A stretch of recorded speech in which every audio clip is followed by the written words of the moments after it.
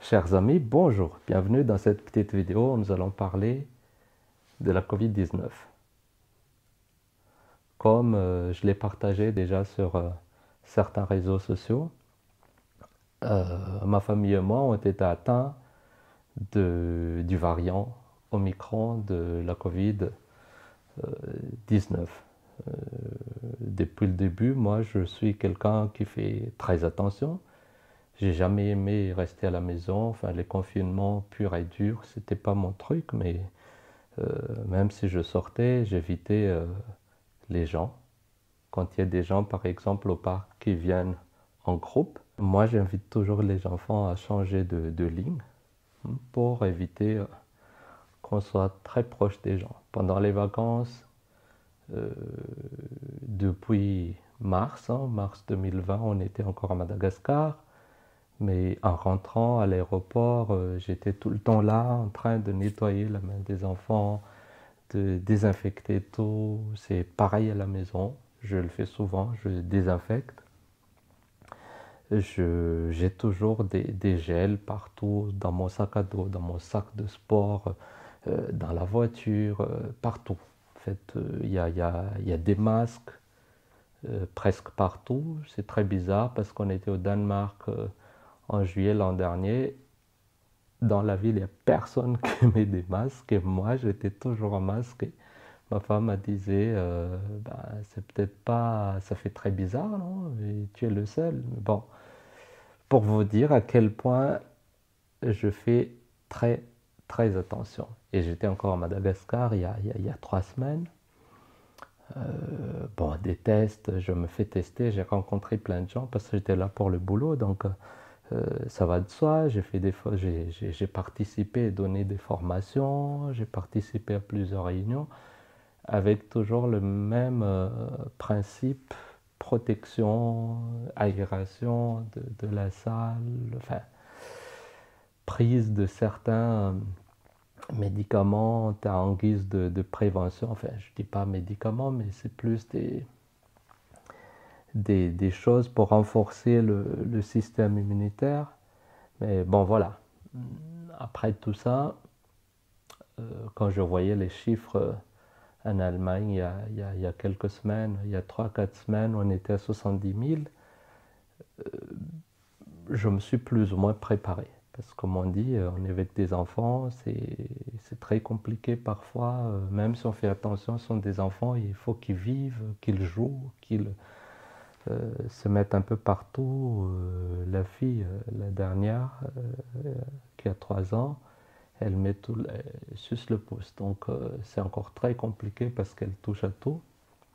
D'ailleurs, c'est par rapport à ça qu'on a su. En gros, ce qui s'est passé, c'est que mon fils, déjà un vendredi, me dit tout excité, ah, tu sais, tel, je ne vais pas dire de nom, mais un de ses potes proches à l'école française a été testé positif le matin avec ce qu'ils appellent le TDR, enfin, Schnell test, les tests de diagnostic rapide. Donc voilà, un vendredi, après, il a été tout de suite isolé, on l'a emmené faire un test PCR. En même temps, chez ma fille, il y a une application de l'école qui nous informe de ce qui se passe enfin, de manière régulière. Là, on reçoit un petit pop-up message qui dit qu'il y a un cas d'Omicron à l'école. Donc voilà, là, on s'est dit, c'est quand même chaud. Et comme on est en contact avec des gens avant chaque week-end, avant de faire des activités, donc on se fait tester. Les enfants se font tester 3 fois par semaine à l'école. Nous, en tant que parents, on se fait tester minimum 2 fois, voire 3 ou 4 fois selon le besoin. Par exemple, quand on veut aller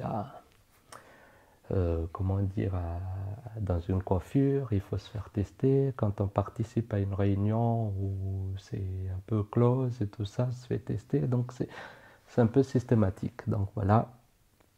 Et dans cette démarche, on a testé les enfants un lundi et ils avaient une petite fièvre. Donc le médecin a tout de suite dit, mieux vaut faire un test PCR. Donc ils ont été testés et le soir, verdict. Les deux étaient positifs. Donc là, j'ai compris parce que moi, avec ma fille, on est très proches. Donc elle est très papa, voilà. Et le matin, elle met toujours beaucoup de choses dans son muesli qu'elle finit jamais. Et je mange ça. Je bois les restes de son lait tous les matins. Donc si elle est positive, moi, je me suis déjà attendu à ce que ça m'arrive aussi. Moi, j'étais sorti d'une journée chargée. J'étais au sport encore pour faire la reprise, préparer Noël. J'ai fait 45 minutes de cardio ce soir-là et je l'ai même partagé un peu. J'ai fait un peu de muscu. Donc avec ma corpulence et tout, moi je me suis dit, bon, ça va être un peu chaud pour moi. Donc ouais, bon. euh, j'ai fait le test le lendemain. Donc le résultat a dû attendre, pas comme chez les enfants où on fait le test et quelques heures après ils ont donné, mais le PCR a dû attendre pour les adultes, ça attend encore un peu. Donc en attendant les tests, moi je disais à ma femme que ça y est, je l'ai. Parce que dès mardi, ma femme a dit c'est peut-être psychologique parce que tu as vu que les enfants sont positifs. Moi j'ai dit ça peut pas être psychologique, je sors du lit, j'ai la tête comme ça, très très mal. J'ai froid, j'ai quoi aussi, je suis très fatigué, très très fatigué, j'ai pas envie de me lever, j'ai envie de tout le temps de rester au lit. Et voilà, et j'avais des courbatures. En fait, les courbatures, j'aurais dit, c'est peut-être les sports pour les parties jambes et bras. Mais aussi, j'ai des courbatures un peu sur les bords gauche-droite de mes dos, de mon dos. Et là, je me dis, bon, c'est pas bon signe. Donc moi, j'ai dit, j'ai Corona. D'ailleurs, on est resté à la maison. Il fallait commencer rapidement à s'organiser. Donc voilà, j'ai appelé un médecin. Il m'a demandé à peu près combien de fois tu es vacciné. Moi, j'ai dit 2 fois avec Pfizer parce que bon, c'est quand même en collaboration avec BioNTech, une entreprise allemande. Donc pour moi, enfin, les Allemands sont sérieux. Peut-être qu'il y a des exceptions, mais bon, voilà, pour moi, ce sont des gens très sérieux et c'est pas pour rien que je fais ça. Et en même temps, je l'ai dit, la deuxième injection, c'était en début août. Donc voilà. Il était planifié de faire ce qu'ils appellent un booster, un rappel, troisième injection, vous voyez, l'an prochain. Mais voilà, c'est ça la situation. Donc, bon, j'étais très surpris. Il m'a dit, bon, dans ce cas, il faut rien faire. Se reposer, boire je sais pas comment ça s'appelle en français, mais ça s'appelle Zalbai, du thé. Zalbai thé, tous les jours, faire des gurgles, comme ils disent, de temps en temps, pour nettoyer un peu tout ce qui est dans la gorge. Il a dit, après si le maux de tête est très fort, il faut prendre soit du paracétamol, soit du ibuprofène. Et voilà. Moi j'ai dit, c'est tout. Oui, c'est tout. Moi j'ai dit, j'ai l'air d'être pas bien là. Et pour moi, ça fait commencer. Ouais, c'est tout. Donc, j'ai fait une petite vidéo ce jour des mardis. Je vous la partage maintenant. Et après, on continue. Donc, jour 2, j'ai toujours très mal à la tête. Et j'ai la gorge asséchée. J'essaie de manger, boire du thé. Pour le moment, je prends rien.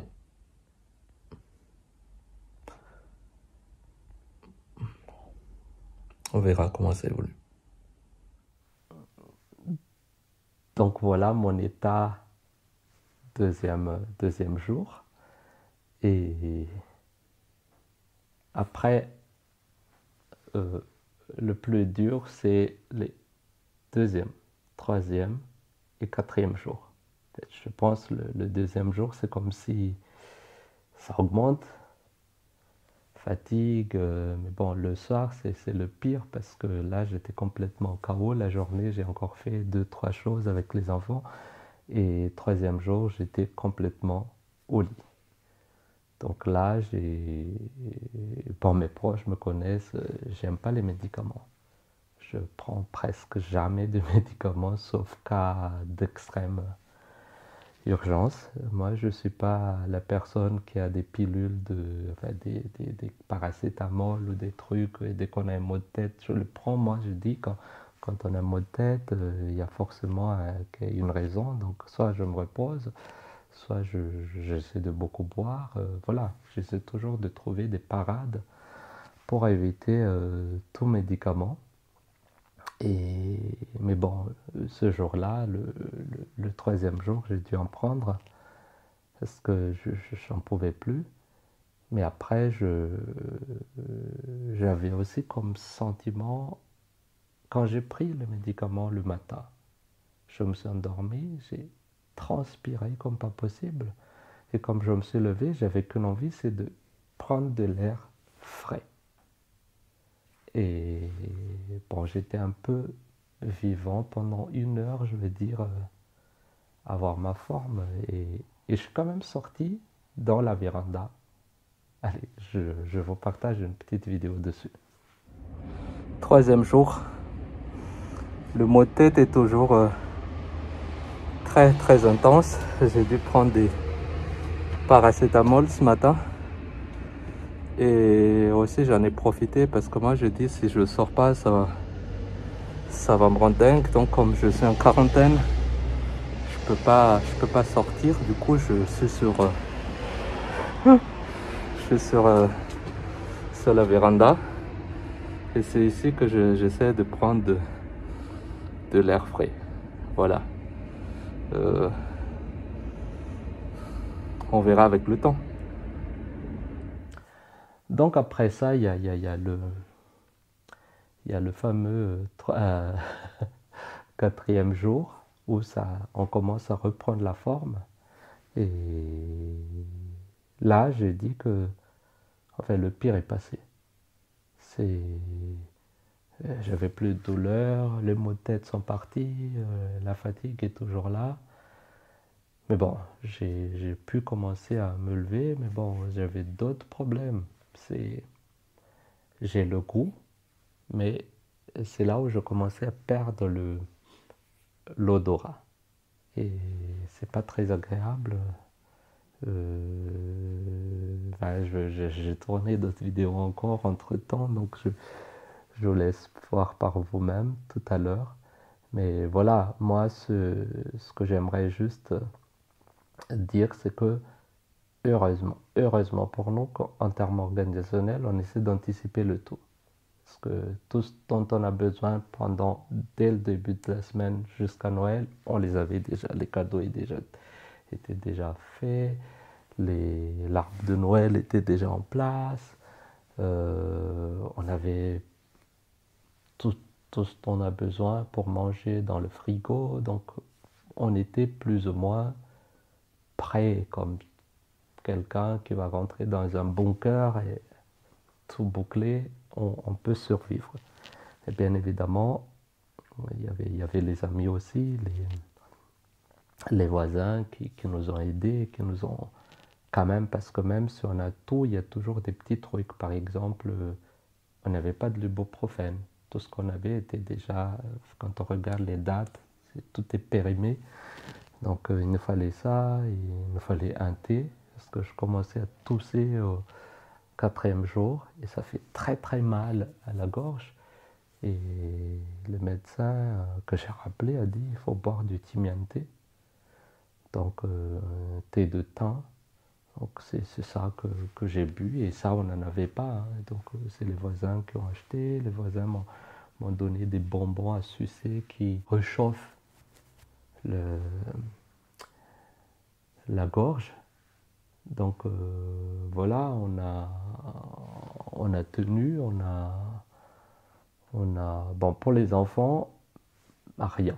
Comme je disais, il y avait une petite fièvre. Quand je dis petite, c'est entre 37,5 pour la petite qui va jusqu'à 37,8 et le grand garçon avait 38. Et ils ont fait ça, je sais pas, une fois ou deux fois maxi. Rien après. Pour les adultes, c'est un peu compliqué. Donc voilà, moi je pense que quand j'entends des histoires et que les choses sont très lentes, parce que j'ai aussi d'autres amis qui sont atteints, hein, que ce soit ici, à Madagascar, en France, et pour certains qui ne sont pas vaccinés, ça prend beaucoup de temps. Je connais quelqu'un à Morondave qui a pris 12 jours avec des médicaments. Bon, là, sans grands médicaments, on s'en sort après 3 4 jours. Je pense que c'est vrai que le vaccin ne protège pas à 100%, parce que bon, voilà, on est quand même 2 fois vacciné, on est atteint, mais je pense que ça aide quand même beaucoup, parce que vu ma corpulence, vu le fait que je fais du sport de manière très irrégulière, et que voilà, on ne peut pas dire que je suis un très grand sportif, même si je fais des efforts. Je pense que ça aurait pu mal tourner si je n'étais pas vacciné. Donc moi, mon seul conseil, c'est de prendre le vaccin. Je ne vais pas vous demander de faire des vaccins tous les 3 mois. Moi non plus, franchement, entre nous, je ne vais pas le faire. Mais au moins, les 2 premières doses, prenez-les. Prenez-les. Et après, bon, peut-être tous les 6 mois. Et voilà, ça va vous entretenir. Bon, comme on a dit, après 3 mois, ça va baisser en bas de 50%. Je pense même en bas de 50%, quand on a quelque chose en soi, ça aide beaucoup. Parce que, voilà, comme je disais, c'est violent, ça arrive, comme si ça rentre chez toi, il se met sur ton corps, et allez, reste au lit, je dis. Et après 3 jours, tu te lèves, alors que on sait très bien qu'il y a plusieurs cas où les gens restent là pendant des jours, j'ai dit 12 jours, pour un pote qui est quand même assez sportif, mince et tout. Il a quand même pris 12 jours avec plein de médicaments. C'est pour ça que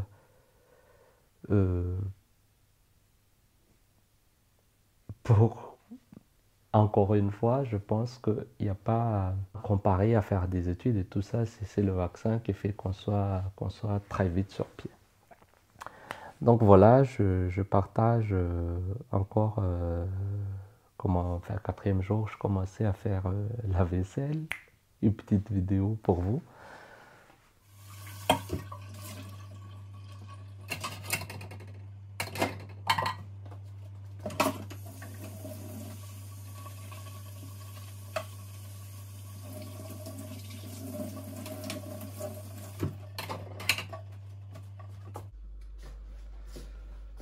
Oui, j'essaie de reprendre la vie quotidienne de manière normale.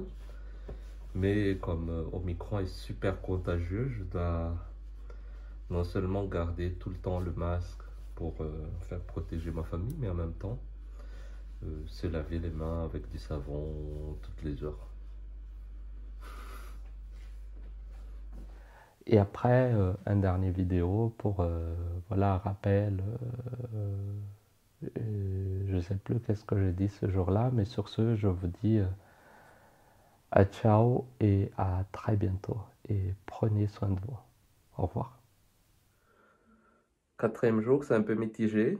D'un côté, je me sens moins fatigué, mais de l'autre côté, depuis hier, je développe des toux.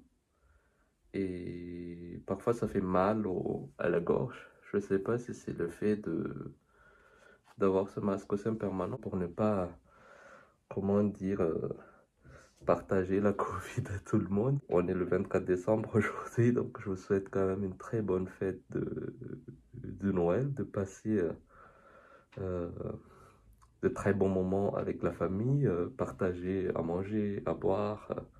Moi, je vais bien manger. Euh, bon, c'est normal que je peux pas boire. Donc voilà, les voisins sont très sympas. Ils m'ont déposé des chocolats devant la porte. Ils m'appellent au téléphone pour savoir comment je vais. Mais bon, bien sûr, je peux pas les rencontrer parce que je peux pas quitter la maison. Je peux pas je peux même pas ouvrir la porte, ce qui est normal pour protéger les autres. Mais voilà, ils sont là, ils appellent sur WhatsApp, ils font des blagues. Voilà, donc bonne fête, à très bientôt.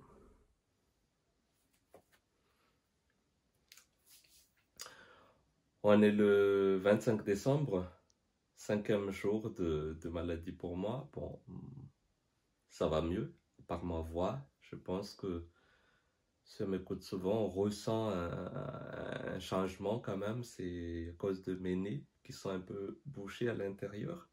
C'est-à-dire que c'est comme s'il y a un rhume, mais même si je mouche, il n'y a rien, mais c'est un peu bouché. Enfin, je sais pas, ça fait peut-être partie de la Covid. Donc je vis avec, je me sens très bien, je suis en pleine forme, mais il y a toujours un pas de mieux parce que tout ce qui est côté maux de tête, euh, des douleurs musculaires et tout ça sont partis. Je tousse presque pas depuis hier soir. Mais après, en même temps, je me suis rendu compte ce matin parce que, bon, hier, je me suis quand même rasé pour Noël, pris une bonne douche. Et ce matin, je voulais faire autant. Et là, je me suis rendu compte quand j'étais dans la salle de bain que je sens pas vraiment les choses. Et là, j'ai testé les différents parfums, rien du tout.